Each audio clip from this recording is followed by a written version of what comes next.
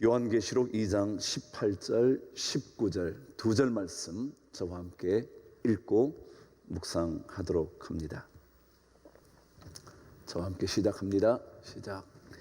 두아디라 교회의 사자에게 편지하라. 그 눈이 불꽃 같고 그 발이 빛난 주석과 같은 하나님의 아들이 이르시되, 내가 내 사업과 사랑과 믿음과 섬김과 인내를 아노니 내 나중 행위가 처음 것보다 많도다. 아멘.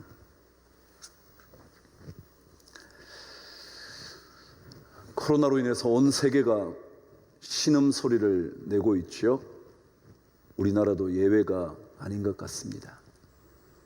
가장 방역에 탁월하다는 우리나라조차도 이렇게 높은 단계의 방역 수칙을 요구하는 것 보면 그리 쉽지 않은 코로나 어려움 같습니다. 그런데 분명 한 가지 사실은, 그럼에도 불구하고 여러분과 제가 더 깊은 예배를 드리고 있는가 라는 질문에 답해야 한다는 걸 겁니다.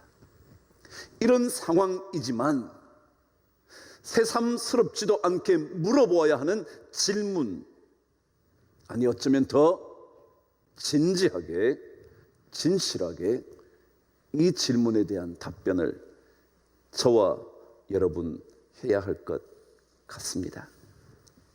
나는 정말 하나님의 거룩한 백성으로 남고 싶어 하는가?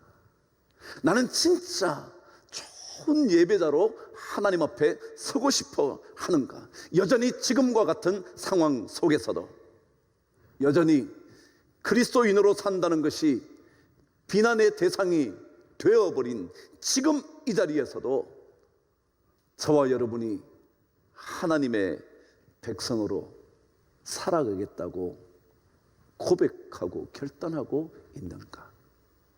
이 질문 우리는 반드시 던져야 하고 반드시 그 질문에 대한 답을 해야 할 겁니다. 혹시라도 상황을 빌미로 나 스스로 하나님과의 관계를 조금씩 지워가고 있는 것은 아닌지. 이런 마귀라는 단어는 디아볼로스라는 헬라어 번역입니다. 근데 이 단어는 두 개의 단어의 합성이죠. 디아, 어디 사이에, 볼로스는 던진다, 그런 뜻입니다. 의미가 어떤 뜻이냐 하면 누군가와의 사이에서 뭔가를 던져서 관계를 파괴한다 라는 뜻이 담겨져 있습니다. 그렇습니다. 마귀는 우리와 하나님과의 관계를 파괴하려고 합니다. 그 어떤 무기를 사용해서라도, 그 어떤 것을 던져서라도 하나님과의 관계를 끊어버리려고 합니다. 사탄이 가지고 있는 이유와 핑계는 굉장히 많습니다. 그들이 사용하는 전략도 정말 수없이 많이 있습니다.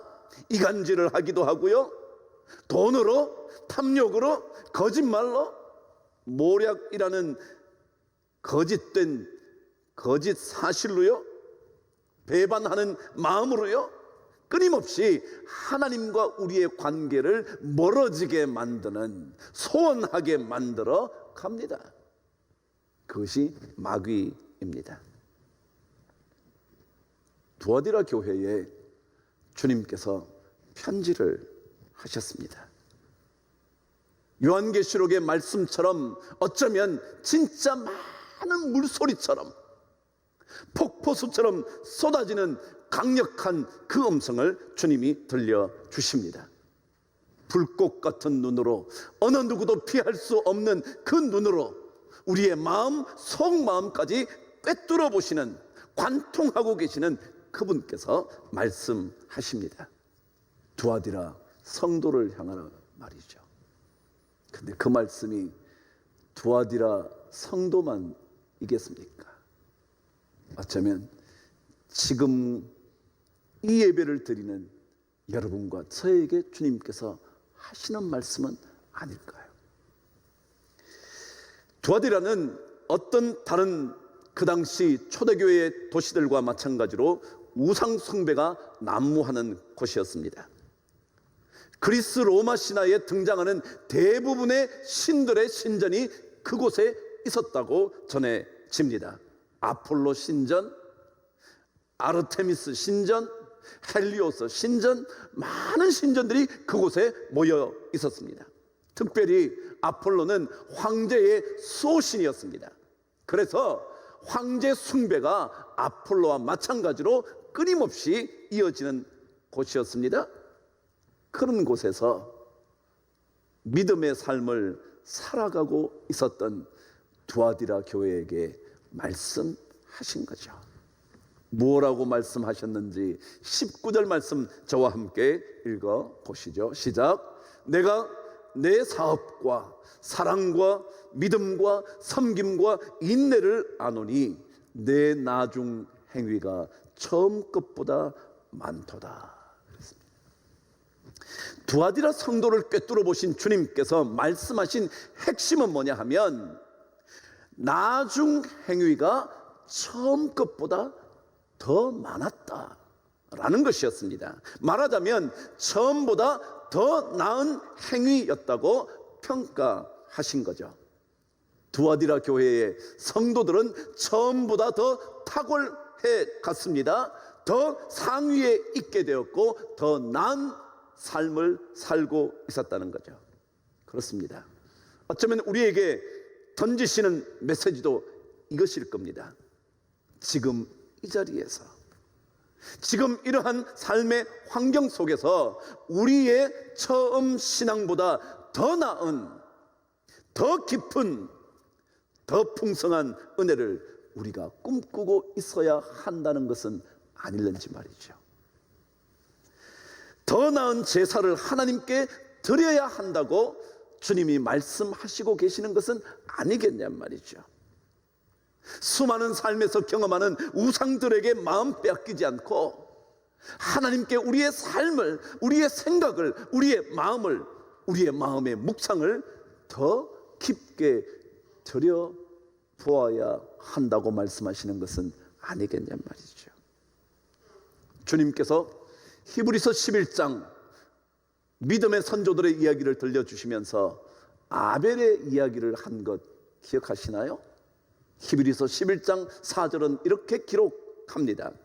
믿음으로 아벨은 가인보다 더 나은 제사를 드렸다. 더 나은 제사. 아벨은 가인보다 더 나은 제사를 드렸다는 겁니다. 가인이 예배를 드리지 않은 것도 아니었습니다.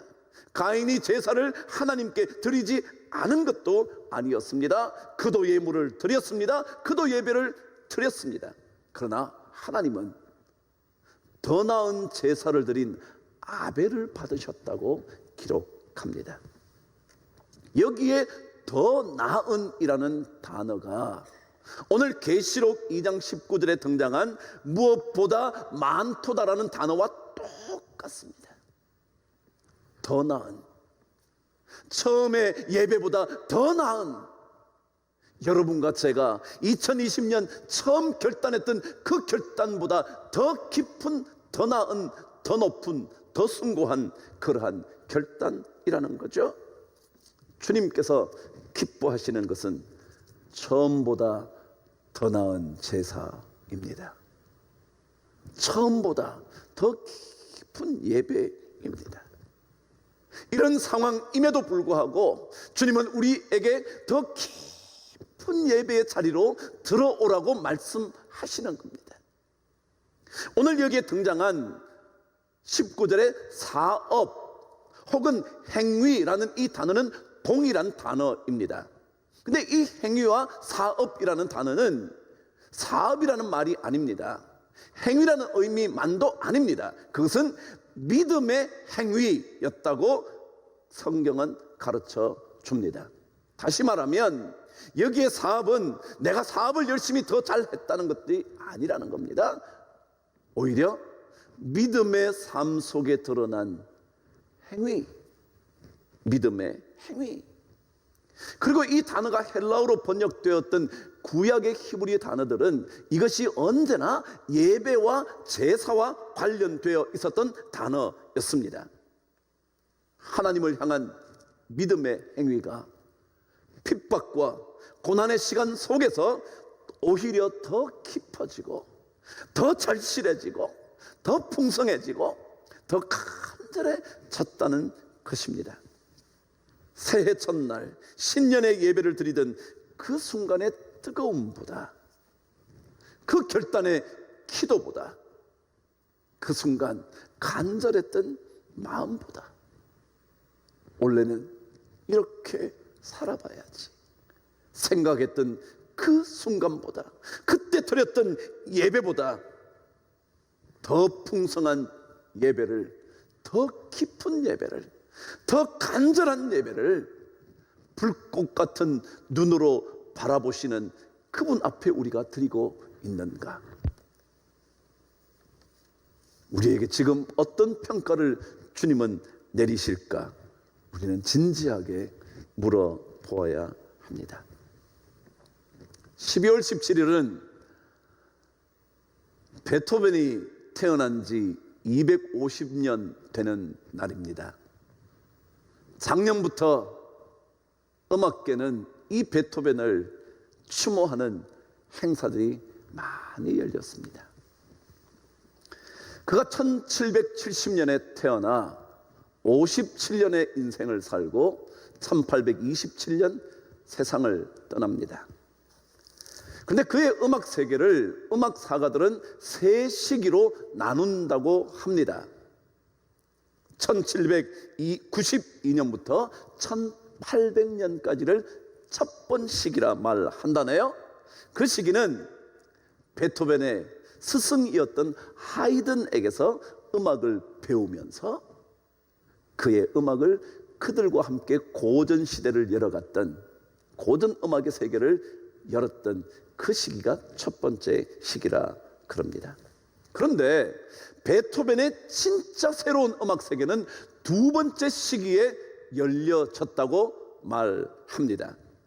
그때가 언제냐 하면 베토벤이 청력 장애가 발견되면서 그 청력 장애가 불치의 병이라는 것을 알게 된 1800년대부터 그의 음악 세계는 새로운 세계로 접어들었다는 거죠.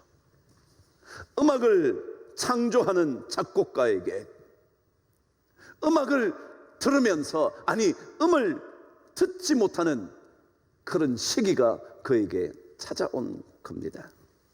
그런데 베토벤은 청력 상실이 불치의 병이라는 것을 확인한 그때 너무도 가혹하다며 동생들에게 편지를 쓰면서까지 고통을 호소했지만, 그러나 그 시기부터 그의 작품 세계가 완전히 달라지기 시작했다는 겁니다.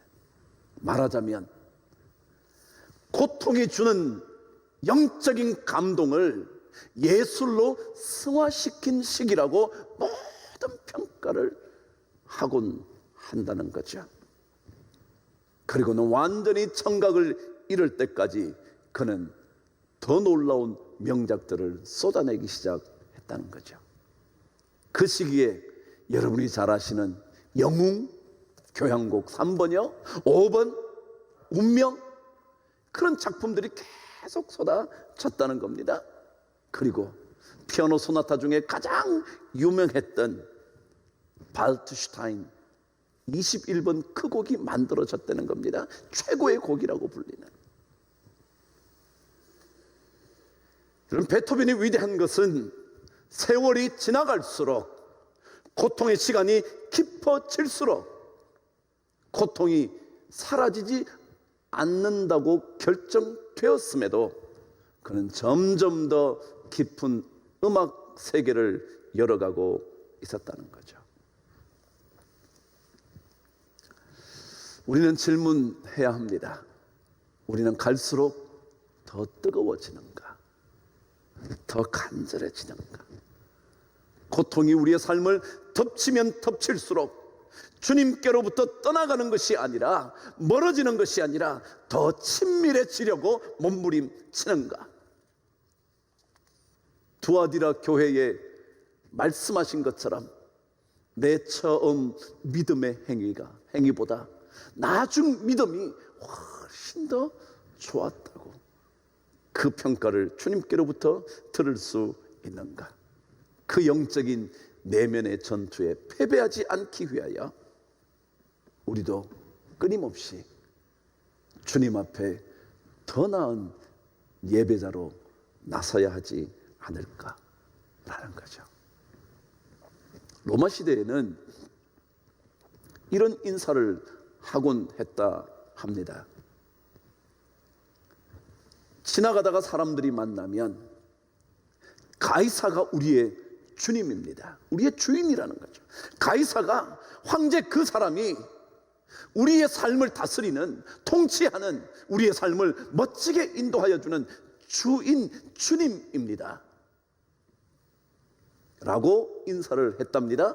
그럼 그 인사를 들었던 사람이 똑같이, 맞아요, 가이사가 우리의 주인입니다, 주님입니다. 그런데 간혹 이런 그리스도인들이 있었다죠. 지나가는 사람이 그리스도인을 향하여 가이사가 우리의 주님입니다. 그때 그리스도인들은, 아닙니다, 제 삶의 주인은 예수 그리스도입니다. 그 고백을 함으로 그들은 체포되었고, 그들은 감옥에 던져졌고, 심지어 순교를 당하기도 했다는 겁니다. 만일 우리의 믿음의 고백이 죽음을 부르는 고백이라면 여러분과 저는 어떻게 고백하시겠습니까? 여러분과 저의 고백이, 믿음의 깊은 고백이 세상 사람들로 하여금 배척당하는 그 현장이라면 여러분과 저는 어떤 고백을 하시겠습니까? 편안할 때의 고백만이 아니라 삶의 순풍의 시기에 고백하는 것만이 아니라 광야 같은 삶 속에서 고통과 고난의 순간에서조차 주님만이 우리의 주인입니다. 주님만이 나의 주님입니다. 예수 그리스도 그분만이 나의 주인입니다 라고 고백할 수 있는지, 나는 더 깊은 예배자인지, 나는 해가 거듭될수록 더 간절한 예수의 사람이고 싶은지, 너무도 오래 믿은 신앙의 연륜 때문에 모든 간절함이 사라져버린 인생이 아니라 세월이 지나갈수록, 섬기면 섬길수록 더 깊은 은혜를 경험하게 되는 그런 삶인가? 나는 처음 믿은 믿음의 행위보다 지금 더 깊은 믿음의 삶을 살고 있는가?